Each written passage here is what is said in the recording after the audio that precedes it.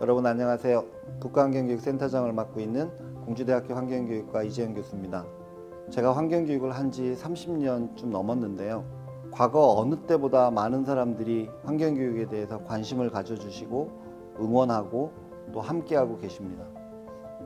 그런데 한편으로는 그런 많은 분들의 관심과 참여가 꼭 행복하지만은 않습니다. 왜냐하면 환경교육에 대한 관심은 환경 문제가 심각해지는 것만큼 커지기 때문입니다. 시간이 그렇게 많이 남지 않았습니다. 우리는 우리의 삶의 양식을 변화시켜야 되고 개인적인 수준에서 뿐만 아니라 국가 수준에서 더 나아가서는 지구 전체적 수준에서 전혀 새로운 삶의 양식을 만들어내야 하는 과제를 맡게 됐습니다. 그것이 현재를 살고 있는 우리의 미래 세대에 대한 책임이라고 할 수 있겠죠.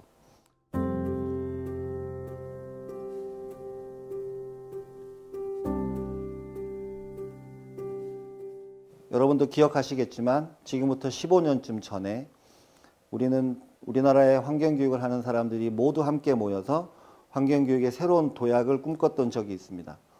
2004년 어느 겨울날 한신대학교에 모여서 교육은 우리의 미래다, 환경과 사람은 하나다 라고 하는 슬로건을 내걸고 한국환경교육 네트워크를 함께 만들었죠. 그리고 그런 네트워크를 만들 때 우리가 목표로 했던 것 중에 하나가 바로 환경교육진흥법을 만드는 것이었습니다. 그 목표는 3년 뒤에 이루어져서 환경교육진흥법이 제정되었습니다. 그 법을 만드는 과정에서 가장 중요하게 도입하려고 했던 제도 중에 하나가 환경교육센터를 지정하거나 설치할 수 있도록 하는 제도였고, 그 법에 따라서 국가 수준의 또는 광역의 환경교육센터들이 지정이 됐죠.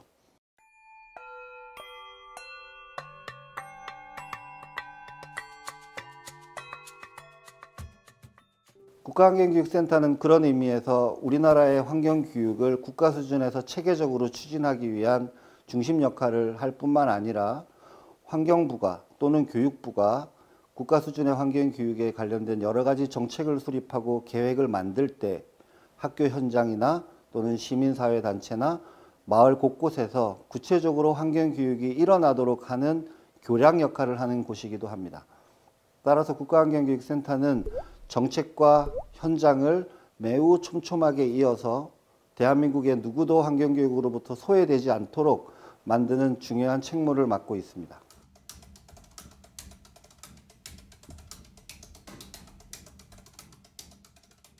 자, 그러면 이제 국가환경교육센터가 변화된 환경 속에서 어떤 일을 하려고 하는지에 대해서 말씀드리려고 하는데요. 그 전에 우리에게 어떤 일이 닥치고 있는지에 대해서 함께 생각해 보죠. 우리는 역사를 통해서 많은 것을 배울 수 있는데요. 지금부터 700~800년쯤 전에 중세 봉건 문명이 무너질 때쯤 십자군 전쟁과 함께 흑사병이 돌았습니다. 그리고는 중세 봉건 농업 문명이 무너지고 우리가 알고 있는 근대 산업 문명이 태어났죠. 그런데 이 인간의 이성을 중심으로 하는 근대 산업 문명은 우리를 행복하게, 부유하게, 풍요롭게 만들어 줄 것 같았지만 아쉽게도 우리의 기대와는 정반대로 흘러갔습니다. 그 대표적인 사건이 바로 1917년에서 시작된 세계 1차 대전이고, 그 전쟁은 2차 대전까지 이어져서 1945년까지 이어졌습니다. 그 전쟁의 와중에 스페인 독감이 들었고, 그때 또 수천만 명의 사람들이 목숨을 잃었습니다. 마치 흑사병이 돌았을 때 중세 봉건 문명이 무너지기 시작한 것처럼 스페인 독감은 어쩌면 지금 우리가 익숙해 있는 이 자본주의 산업 문명이 뭔가 새로운 문명으로 전환해야 된다는 것을 암시하는 것이었을지도 모르는데요. 그런데 우리는 그때 새로운 문명으로 나아가기보다는 이 자본주의 산업 문명을 고쳐쓰기로 마음을 먹었습니다. 그리고 나서 우리는 더 독한 세상을 만났는데요. 그게 바로 신자유주의이죠. 우리는 IMF를 통해서 그런 신자유주의를 겪게 됐고, 많은 사람들이 비정규직이 되고 또 환경도 파괴되고 아이들은 더 치열한 경쟁 속에서 살아가야 하는 세상이 됐습니다. 그런 병적인 문명의 또 다른 징후로 나타난 것이 바로 하나가 기후변화이고 하나가 코로나19라는 인수공통 감염병입니다. 마치 십자군 전쟁과 흑사병이 그리고 세계 1차 대전과 스페인 독감이 우리에게 새로운 문명의 필요성을 얘기해 준 것처럼 지금 우리가 겪고 있는 코로나19나 기후변화는 이제 더 이상 우리가 이 문명을 계속 끌고 가면 안 된다는 것을 우리에게 이야기해 주고 있는지도 모릅니다. 왜냐하면 우리가 겪고 있는 코로나19 문제는 단지 운이 나빠서 걸린 독감이나 질병 같은 것이 아니라 생태계가 파괴되고 기후가 변화하고 많은 동물들이 공장에서 길러지고 그리고 동물 밀거래가 아직도 여전히 성행하고 있는 이 상황에서 이 네 가지 요인들이 복합적으로 얽혀서 발생한 병이기 때문입니다.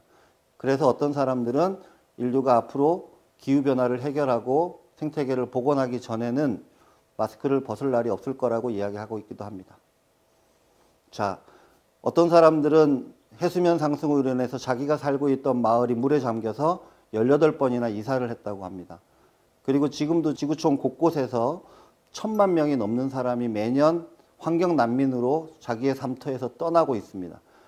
그렇게 전 세계에 흩어져 있는 환경 난민이 8천만 명에 이르고 세계인권위원회의 보고서에 따르면 2030년이 되면 2억 명의 사람이 환경 난민이 될 것이라고 경고하고 있습니다.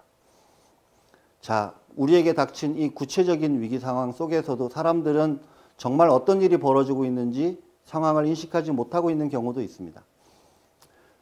우리나라 속담에 장맛비에 떠내려가면서도 가물징조라고 한다는 말이 있는데요. 자기 몸이 장맛비에 막 떠내려가면서도 아, 이거는 가물징조야 라고 하는 사람은 정말 어떤 일이 벌어지고 있는지 상황 인식을 못하고 있는 것이겠죠. 그런 사람이 문제 해결을 위해서 뭔가 행동을 하고 자기 삶을 바꿀 가능성은 없을 것입니다. 정말 들어서는 안 되는 흉측한 말들이 우리 주변을 떠돌고 있습니다. 예를 들면 인류에게 22세기가 존재할 것인가?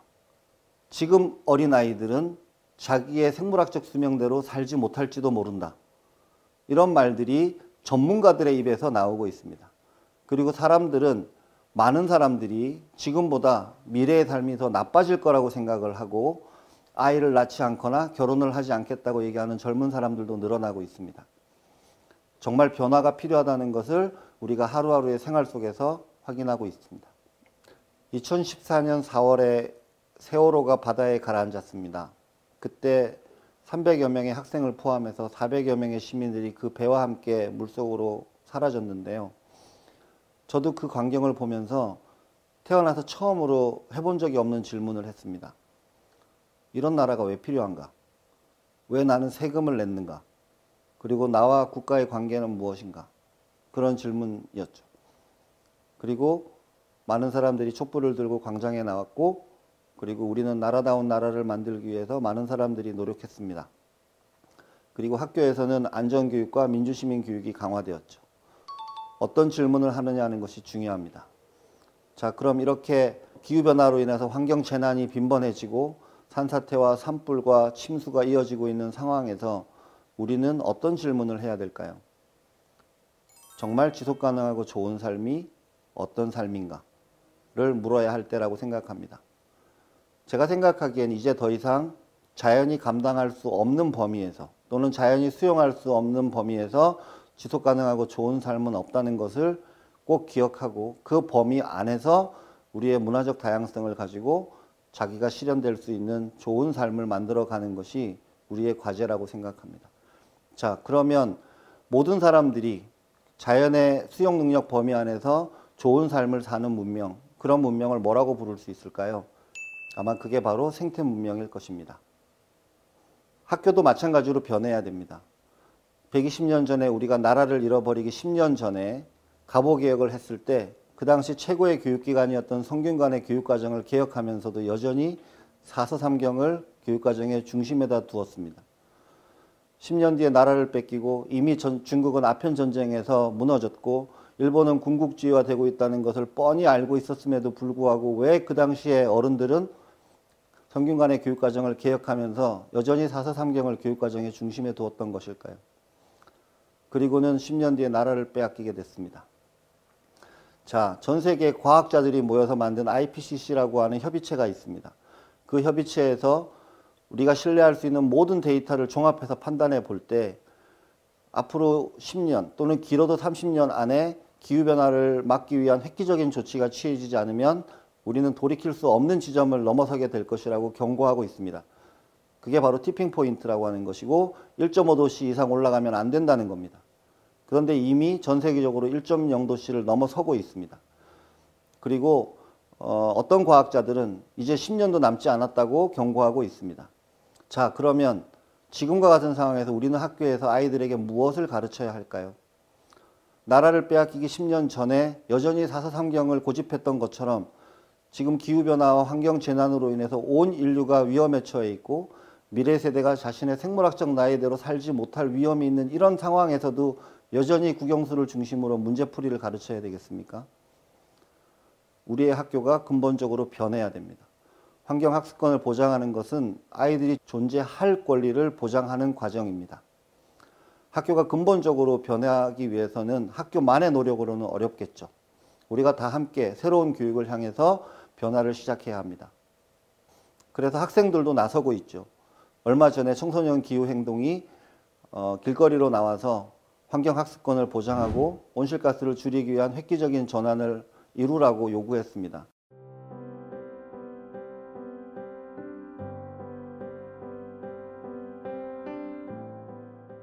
대한민국은 지난 50년 동안 전 세계에서 온실가스 배출량이 가장 많이 증가한 나라입니다. 그래서 학생들이 기후깡패라고 부르는 것이죠. 부끄러운 일입니다. 그리고 석탄발전소를 아직도 수출한다고 자랑하는 어처구니 없는 일이 벌어지고 있기도 합니다.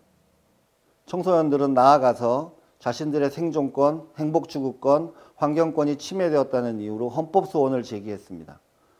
그들은 국가가 파리 협약을 맺어놓고도 약속을 지키지 않았기 때문에 기후변화가 일어나는 것을 방치하고 있고 그게 결국 자신들의 생존권을 위협하고 있다고 말하는 것이죠. 다른 나라에서도 이긴 것처럼 우리나라에서도 아이들의 소송이 받아들여지지 않을까 저는 그렇게 생각합니다. 아이들이 이런 요청에 가장 먼저 대응하고 응답하신 분들은 전국의 시도교육감님들이시죠. 지난 7월 9일 전국의 시도교육감님들이 모여서 만장일치로 대한민국의 학교 교육을 기후위기와 환경 문제에 대응해서 대전환을 하겠다고 약속하셨습니다. 그리고 그것을 실현하고 있기도 하고요. 앞으로 학교가 아마 크게 달라지지 않을까 기대가 됩니다. 더 나아가서 지금까지는 환경부가 중심이 돼서 환경교육을 해왔습니다만 이제는 교육부가 환경부와 함께 학교 환경교육을 책임지고 종합계획도 만들고 또 여러 가지 지원 사업을 할 수 있도록 새로운 법안이 발의되기도 했습니다.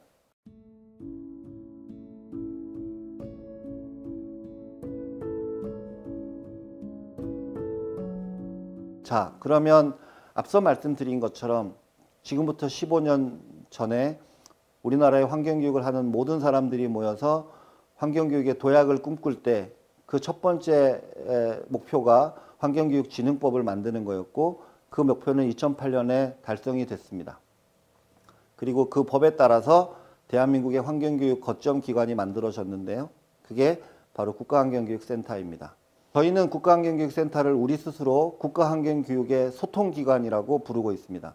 여기서의 소통은 환경부와 교육부라고 하는 정책 수립의 역할을 맡고 있는 기관과 현장에서 일반 시민들과 학생과 미래 세대에게 환경에 대해서 배울 기회를 제공하는 기관 단체들을 촘촘하게 연결을 해서 언제 어디서나 누구나 원한다면 좋은 교육을 받을 수 있는 그런 조건을 만드는 것이 저희의 역할이자 책무라고 생각하고 있습니다. 그런 과정에서 다양한 기관 단체들과 네트워크를 만들고 또 위원회를 꾸리고 또 소통에 노력하고 있습니다. 그 중에 가장 대표적으로 여러분들이 알고 계신 것 중에 하나가 아마 환경교육 포털 사이트일 겁니다.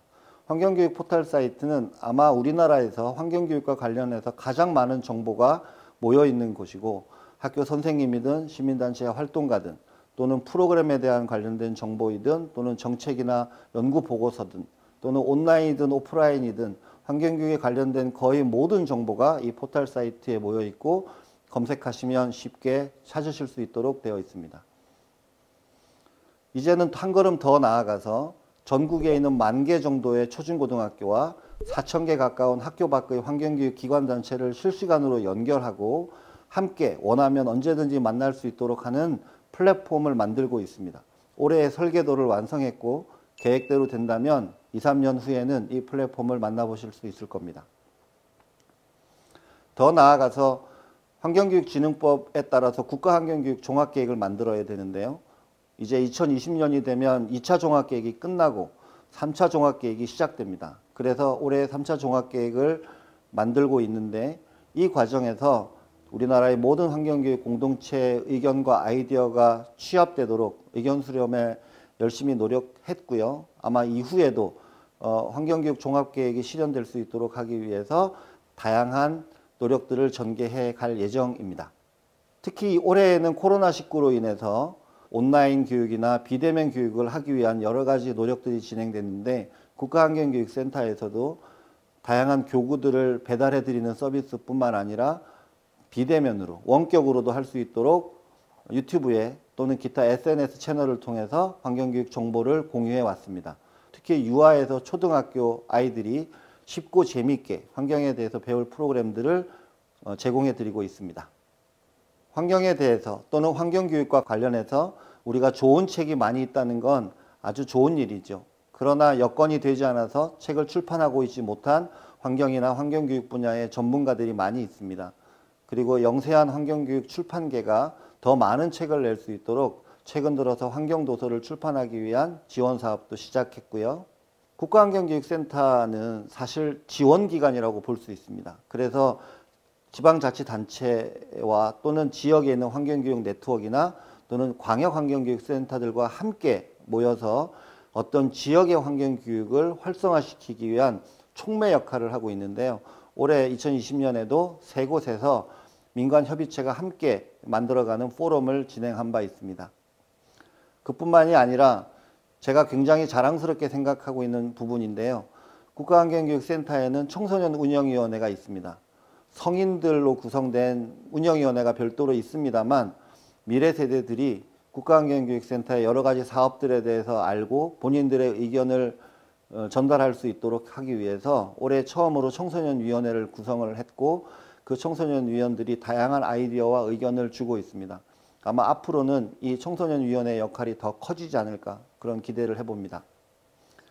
더 나아가서 앞에 말씀드린 대로 우리나라에서 어떤 사람도 환경교육으로부터 소외되지 않기 위해서는 교도소라든지 또는 군부대라든지 또는 공장이라든지 어디에서나 환경교육을 할 수 있도록 협력체계를 만들어 가야 되는데요. 국가환경교육센터는 예를 들면 국방부의 군수학교와 같이 군무원들을 대상으로 하는 또는 장교들을 대상으로 하는 교육 프로그램을 함께 만들고 추진해 가고 있습니다. 이제 우리는 기후위기와 환경재난의 시대를 맞아서 새로운 환경교육을 만들어내야 됩니다. 지금까지 해오던 환경교육을 더 많은 사람에게 하는 것도 필요하고 지금까지 해오던 환경교육을 더 잘하는 것도 필요한데 이제 우리에게 새로운 환경위기가 닥쳤기 때문에 지금까지는 없었던 새로운 환경교육을 만들어내야 되는 과제도 있습니다. 그런 면에서 환경교육이 그동안 이야기를 나누지 못했던 여러 분야의 전문가들 또는 그 분야의 활동가들과 함께 이야기를 시작해서 인권교육과 환경교육, 평화와 환경교육, 그리고 다문화와 환경교육을 연결하는 환경교육의 영역을 새롭게 확장하기 위한 포럼들을 연달아서 개최하고 있습니다. 그리고 환경교육의 미래는 결국 다음 세대를 책임질 젊은 지도자, 리더들을 양성하는 과정도 빼놓을 수 없겠습니다. 전국 곳곳에서 힘들게 자기의 역량을 축적해 가고 있는 차세대 리더들을 초대해서 함께 네트워크를 만들고 자기가 살고 있는 지역에서 변화를 일으킬 수 있는 새로운 환경교육을 만들어가기 위한 역량 강화 프로그램들을 지원하고 있습니다. 여러분들도 잘 아시겠지만 코로나19로 인해서 많은 사람들이 힘들어하고 있죠. 특히 세계노동위원회의 보고에 따르면 2020년 상반기에만 5억 명 이상의 전 세계 시민들이 일자리를 잃었다고 합니다. 그래서 우리나라에서도 그런 코로나19로 인한 경기 침체를 극복하기 위해서 한국형 뉴딜을 시작했고 그 10대 과제 중에 하나가 바로 그린 스마트 미래 학교입니다. 약 20조 원의 돈을 들여서 2,500개 이상의 낡은 학교를 리모델링 하는 계획인데요. 저희는 이 계획이 단지 시설을 개선하는 것을 넘어서 아이들에게 환경교육을 체계적으로 받을 수 있고 그린 교육과 스마트 교육이 연결되고 탄소 배출을 제로로 만드는 학교의 변화와 지구생태 시민이라고 하는 새로운 인간상을 구현할 수 있는 기회로 삼고자 노력하고 있습니다. 이 과정에서 이제 환경부와 교육부가 함께 노력을 해야 될 것이고 학교 안과 학교 밖도 함께 노력하게 될 것입니다.